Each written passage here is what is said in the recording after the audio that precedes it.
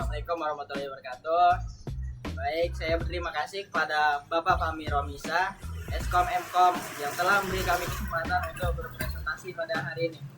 Kami kelompok 1 ingin mempresentasikan hasil kerja kelompok kami, yaitu membuat dan menjelaskan baris per baris pada source code. Contohnya yaitu menggunakan fungsi array, function, perulangan, dan perkondisian.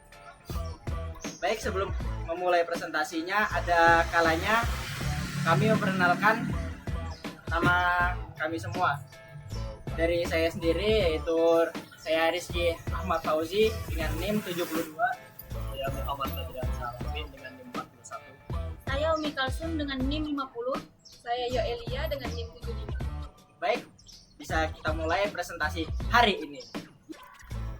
Baik, di sini saya akan menjelaskan program saya yang saya buat dengan judul cek nilai maksimal dan minimal dari suatu daftar angka.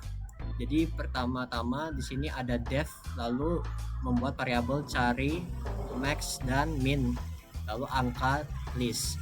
Maksudnya adalah fungsi dari cari max min ini menerima satu parameter, yaitu angka list yang merupakan daftar angka list. Fungsi ini akan mengembalikan dua nilai maksimum dan nilai minimum dalam daftar tersebut. Lalu selanjutnya ada if len angka list sama dengan 0. Di sini maksudnya adalah bagian ini memeriksa apakah daftar angka list kosong. Jika iya, fungsi akan mengembalikan dua nilai non karena tidak ada nilai yang dapat dibandingkan. Jadi return non ini, jadi fungsi ini mengecek apakah angka list ini memiliki nilai di dalamnya. Jika tidak, maka tidak ada nilai yang dapat dibandingkan. Lalu selanjutnya ada max sama dengan angka list, lalu kurung kurawal 0, dan min sama dengan angka list kurung kurawal 0. Nah, di sini adalah untuk menginisialisasi nilai maksimum dan minimum. Nah, yaitu adalah jika daftar tidak kosong, elemen pertama dari daftar angka list yaitu 0. Jadi dimulai dari 0. Pengurutannya 0, 1, dan seterusnya. Yaitu digunakan untuk menginisialisasi nilai maksimum max dan nilai minimum min. Di sini nilai max ditunjukkan dengan max ini ya. Lalu selanjutnya ada for angka in angka list, lalu if angka lebih besar dari max, maka maxnya sama dengan angka. Lalu ada if angka lebih kecil dari minimal, titik 2 minimal sama dengan angka. Nah, di sini maksudnya adalah untuk perulangan untuk menentukan maksimum dan minimum. Jadi perulangan ini berjalan melalui setiap elemen dalam daftar. Jika nilai elemen saat ini angka lebih besar daripada max, maka max di sini diperbarui dengan elemen tersebut. Dan sebaliknya, jika elemen saat ini lebih kecil dari minimalnya, maka minimal tersebut diperbarui dengan elemen baru tersebut. Jadi misalnya di dalam suatu list ada angka yang lebih besar daripada max-nya, maka angka dari maksimal tersebut akan diperbarui dengan angka dari max yang baru nanti. Misalnya di sini ada 5 dan 3. Jadi yang angka maksimalnya akan diperbarui yang dari awalnya dari 3 jadi 5, dan begitu pula sebaliknya. Lalu di sini ada return yaitu mengembalikan nilai maksimal dan minimalnya.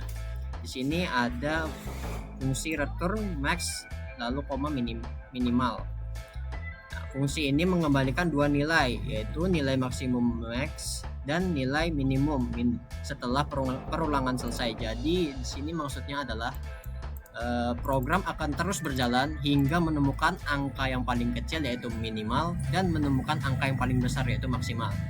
Di sini saya buat contohnya setelah saya membuat program cara kerjanya ini. Nah, di sini saya membuat contohnya yaitu list data angka di sini.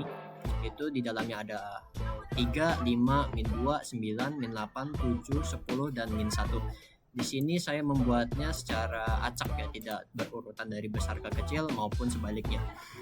Lalu di sini buat perintah seperti ini. Nilai max, min, nilai minimal sama dengan nilai maksimal minimal, lalu data angka. Nah, fungsi ini adalah untuk cara pemanggilannya. Nah, fungsi cari max minimal ini dipanggil dengan data angka sebagai parameter dan hasilnya disimpan dalam variabel nilai max dan nilai minnya.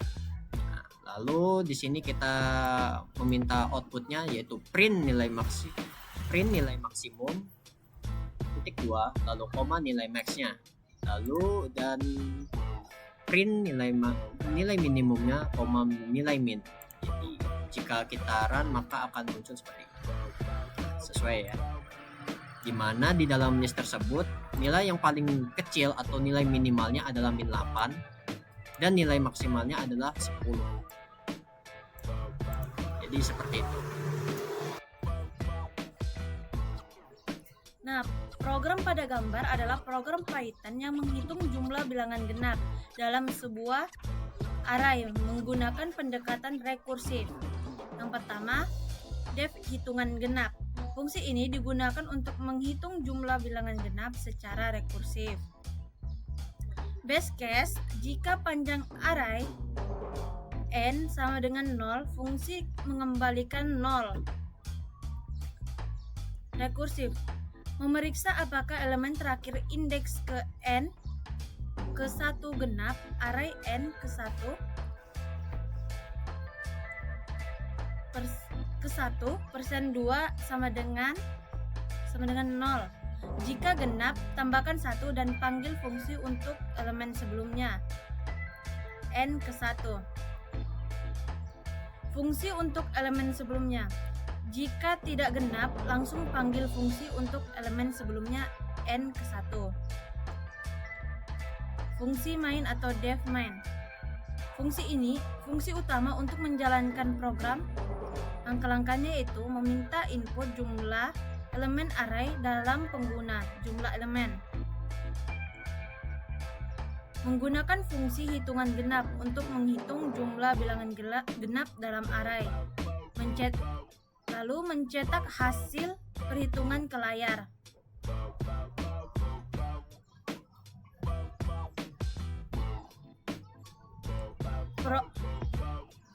Input, penggunaan diminta memasukkan jumlah elemen array dalam nilai setiap elemen.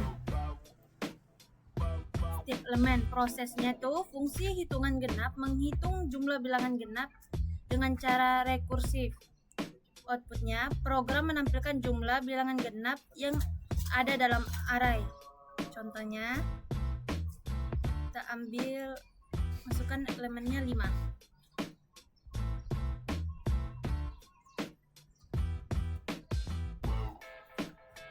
Elemen pertama 2, 3, elemen ketiga 4, elemen keempat 5, dan elemen kelima 6.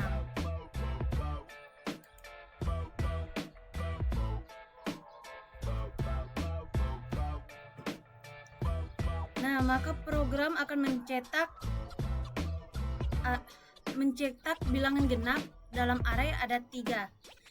Kesimpulannya, program ini menggunakan fungsi rekursif untuk menyederhanakan logika perhitungan bilangan genap dalam array.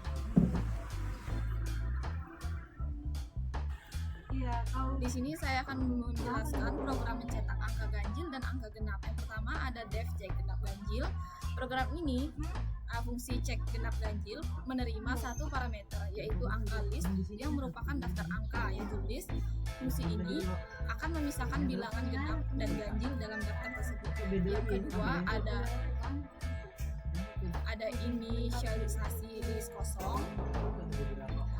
Dua list kosong genap dan ganjil diinisialisasi untuk menyimpan angka genap dan ganjil yang ditemukan selama proses. Yang ketiga ada pengulangan untuk mencetak bilangan yaitu for angka in angka list. Bagian ini menggunakan perulangan untuk membaca setiap elemen dalam daftar angka list. Terus ada pengecekan bilangan genap, yaitu jika angka sisa bagi adalah 0, jika angka hasil bagi 2 adalah 0, maka angka tersebut dianggap genap dan dimasukkan ke dalam list genap menggunakan metode append. Kemudian ada pengecekan bilangan ganjil.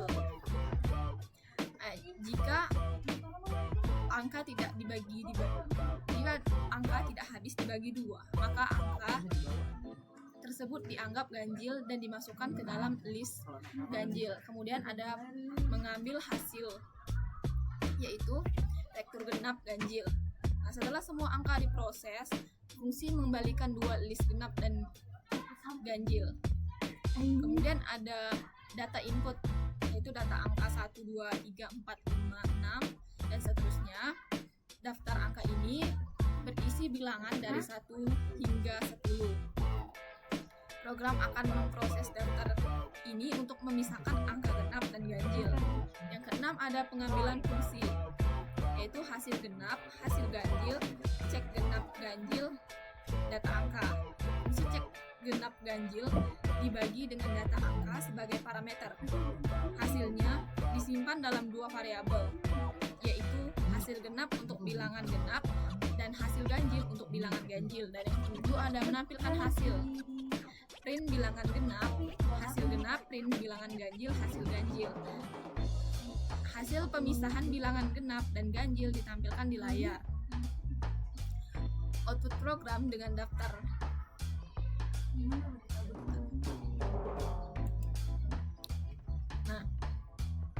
output program dengan daftar data angka 1, 2, 3, 4, 5, 6, 7, 8, 9, 10. Hasilnya adalah bilangan genap 2, 4, 6, 8, dan 10. Dan untuk bilangan ganjil ada 1, 3, 5, 7, dan 9. Nah, program ini adalah implementasi yang sederhana dan efektif untuk memisahkan bilangan genap dan ganjil dari sebuah daftar dengan menggunakan perulangan dan logika modulus. Program ini membagi elemen daftar ke dalam dua kelompok.